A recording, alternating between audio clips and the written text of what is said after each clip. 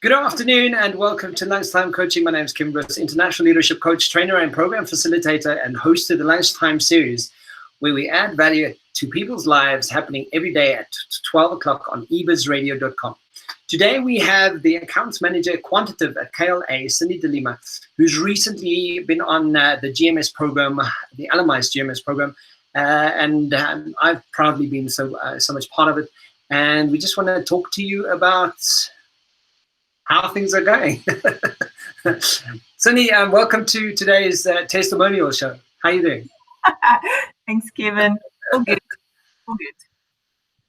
So, Cindy, when we started out, I remember we went through this process and there was some questioning about, do we want to be on a program, and like, we have time for it, and scheduling is as tough as it is, etc., etc. I specifically made sure that I connected with everyone and had that conversation. Don't you want to sort of give us an idea of, your position and what you do at KLA? And then also speak to us about a bit about the process of what you took away from being on a program like this. Sure. So I'm an account manager at KLA. I work in the quantitative department, and we do lots of research across different categories. And so I work a lot with people and across teams. And along with that, I've got a passion point for working with people.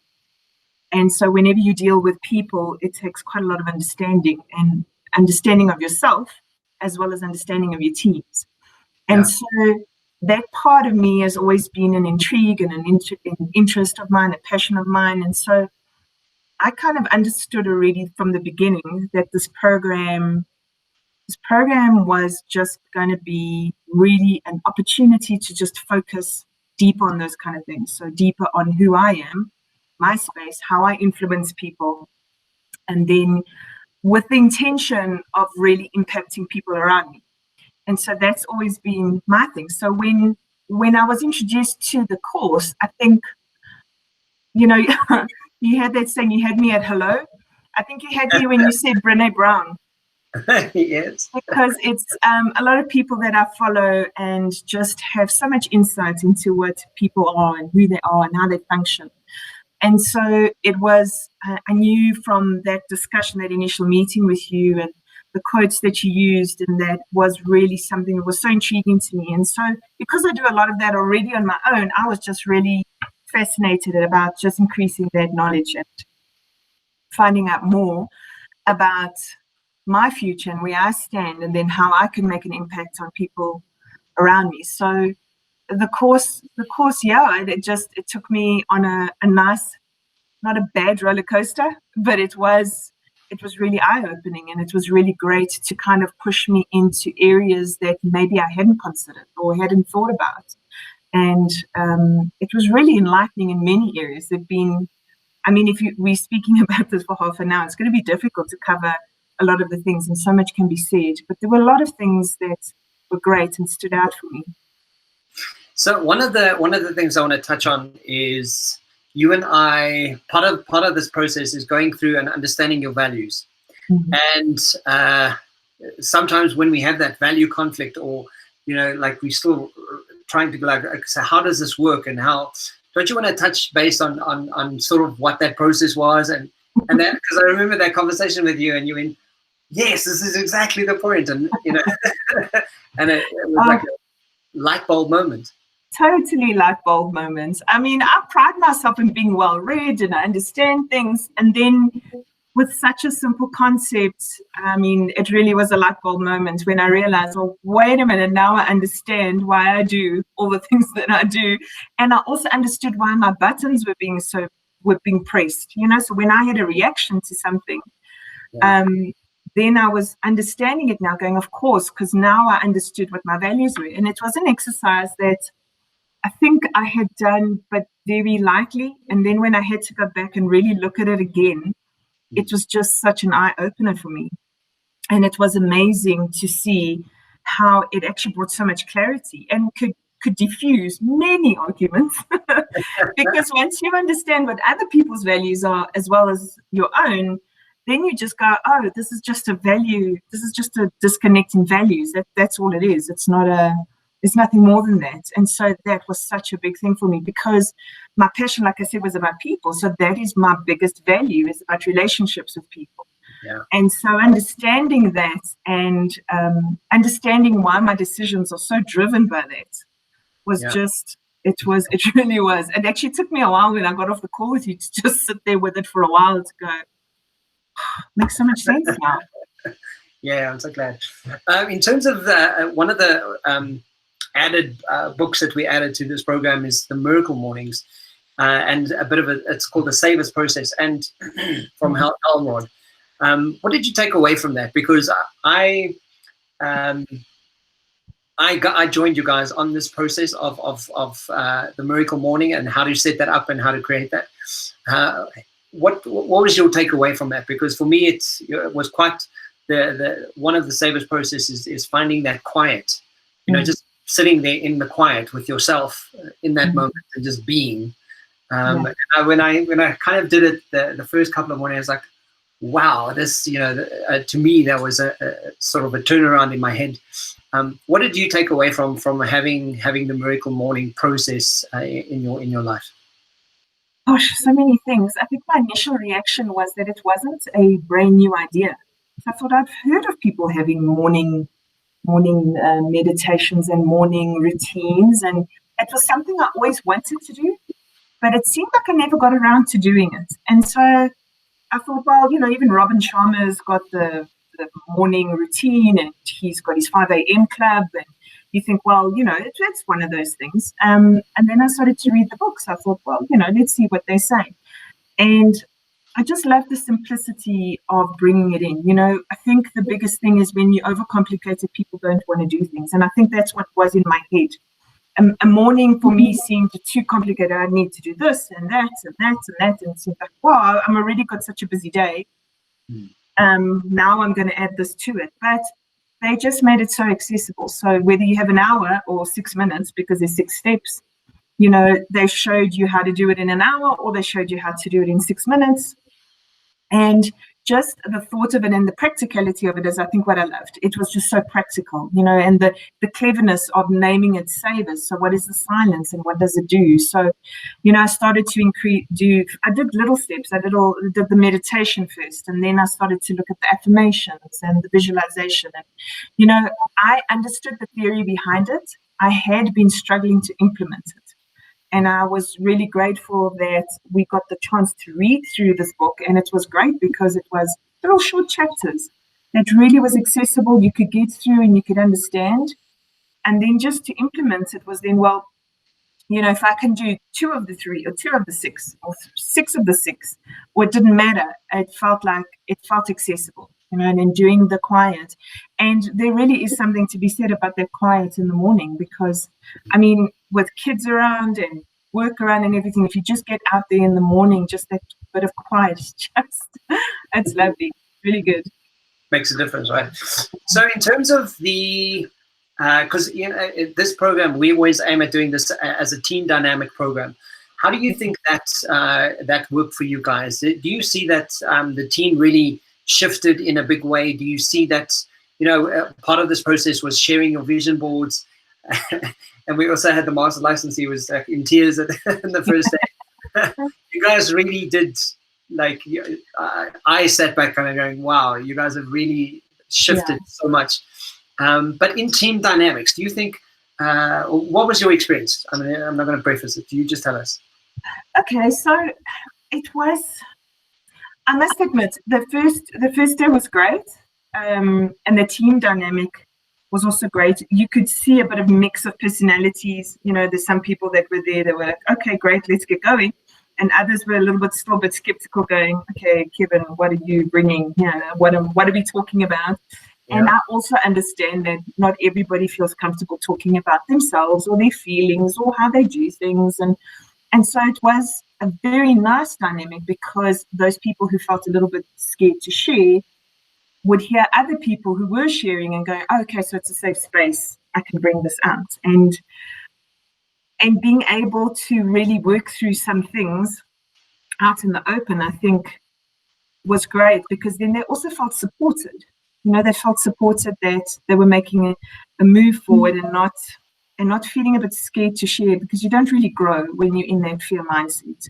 And so it was really important. But for me, the two meetings, I think, that opened my eyes was a week later, when we started to go through the content and what people were saying really. And I sat back and I smiled, because I thought, wow, look at the impact just in a week. I mean, it was just, we started off with that chapter about that you can, yes, you can.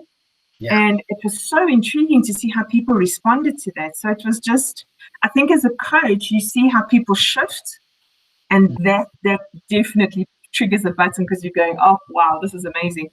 And then, as we worked through things, it became interesting. And you weren't too sure. It felt like it was so subtle. You weren't sure what people were learning or not, but we had really great discussions throughout. And then that last presentation meeting was just phenomenal. I mean, I think I was in tears on both sides. I thought it was amazing to see the growth. And what it really astounded me was how different each person, the way they experienced it and the way they related and what they learned. We were also completely different. When I maybe focused on something that maybe was a bit more logical, like time management for me was like a major thing, then I would see somebody else who was suddenly saying, yes, they can, and they wanted to get rid of negative thoughts. So that is amazing. When you walk away from a session like that and you go, wow, I think everybody just shifted. And yeah, sometimes you're speechless. And just to touch on that last session we had, and I mean, just to preface, so we started out with the Miracle Mornings. We started with our sort of 10-week process, and we went through about a 10-week process through this, and that's a regular meeting that we have every Tuesday at a certain time, or whatever your day is. And at the end of that, we preface that up front. That's what's your vision? What is your vision board? And then I kind of sprung it on you all that you're going to have to do a presentation, right? Yeah. But what was profound to me about that was, like you mentioned, like that vision at the end of that. Talk to me about, I know that for you, being in your position that you're in, loving your work, loving your environment, you also started challenging your vision and where you were gonna go. And I mean, one of the light bulb moments which you mentioned with your values, suddenly that starts kicking into gear, and that it becomes part of that vision at the end of the day. Do you think that vision board process right at the end really solidifies this process for everyone? Absolutely. And it is, again, like I said to you, it is something that I knew on a logical level, but I didn't understand until I had done that exercise. Because vision boards have been something that I've been challenged to do various times. Yeah. And I actually didn't realize why I couldn't do it, because there was a time where I thought, I can't do it because I can't see myself there. And I suddenly discovered why I couldn't do the vision board for a long time was because I couldn't visualize myself there. It just felt so far away. It felt like a very crazy idea that I wanted to be in. I mean, just what I wanted to achieve. And it felt very far away. And then when I came across a book called Atomic Changes by James Clear, it started to talk to me about how I needed to create a new identity. And so that identity would be, well, who will I be as I cross over? And crossing over to a new career or crossing over to a new path feels very daunting. And so I think I blocked myself. So during the vision board, suddenly was become this pathway of going, well, wait a minute. If I had to say, because then it was hard, but then I thought, if I had to say, what would it look like if I was there? What would I be doing? What are the kinds of things? And it suddenly was like that block was gone, and it became such fun, because then I was just, oh wow, then I can it was like a blue sky thing. Then I could go to Italy, and I could be doing a TED talk, and I could also meet Brene Brown, and I could be, so it really, really helped me then make it concrete in my head that this identity actually is possible, and I could see myself there. And it's funny because then these little opportunities that I've put on my vision board are starting to manifest themselves. And I'm going, wow, well, how did this happen? So it'll be exciting times. If hopefully in a year from now, I'll be able to say, okay, I've done that one. Absolutely. And I'm going to hold you to it. So I'm going to get back to you and say, okay, Cindy, how's things going? I hope so. But one of the last things, if you had to give anyone advice out there to any teams sort of thinking about doing a program, think of doing anything for building a team and really getting team all focused and driven and cultivated in their own leadership styles, what would that advice? What would the 3 things be that you would say, guys, these are the 3 reasons why you should do it? Gosh, there's so many. I feel like you can never go wrong with investing in yourself. I feel like you need it, you owe it to yourself. And people who don't take the time to do that are really missing out on progress in their own lives. And I think what's driven me is not wanting regret at the end of my life. And so to just take 10 weeks out of your life, or 8 weeks or 9 weeks, to really just evaluate why you're here, what you're doing, where you're going. I mean, there's no negative about it. I mean, even if you walk out of there and you feel like, well, I've changed nothing, that information is all in your head.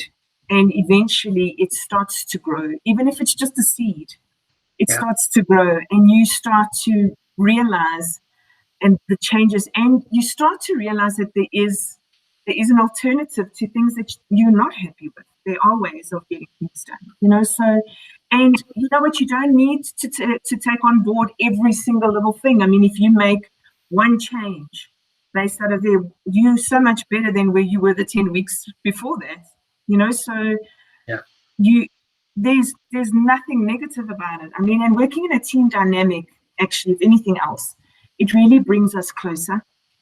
And it brings a connection that I think a lot of people are missing out on. And this, I mean, if connection was hard before COVID, connection now is even so much harder. And there's a lot of lonely people out there. And, when you just talk about work and have meetings all day, you don't have those softer moments of connecting and really understanding another person's point of view and their point of being. So I think that creates just such a nice awareness. And it not only does it make the bond stronger, it also brings into your point of view that I'm not the only one. I'm not the only one that struggles with this. I don't know if there was 3 points, but I just... No, I think it's spot on. I think, I mean, I'm just looking at the overview, and part of the overview from management to accomplishment to time organization to enthusiasm and motivation, all the way through to overcoming discouragement and the art of creative listening. All of that speaks to that dynamic that happens in teams. And very often teams, they miscommunicate, or they do just speak about work and they don't really know each other. And yet this process really affords you to kind of get on board with everyone, and it really it creates a nice open vision on who this team is and what you're all about. Absolutely. And one thing I need to add on to that is it's so interesting because for everybody it's different, right? There will be that one sore point, one thing that you really challenged on. For me, I knew it was time management. And for other people, it would be the negative thoughts in their mind, and another person, it would be listening. And it's quite interesting because then as you work through some of the chapters you're more comfortable with, you find you're learning and you're going, this is great. And then you find the one that triggers you. And you're reading it like backwards and forwards, you're highlighting, you're summarizing, and you're going, wow, this is really great. And that's what happened to me with time management.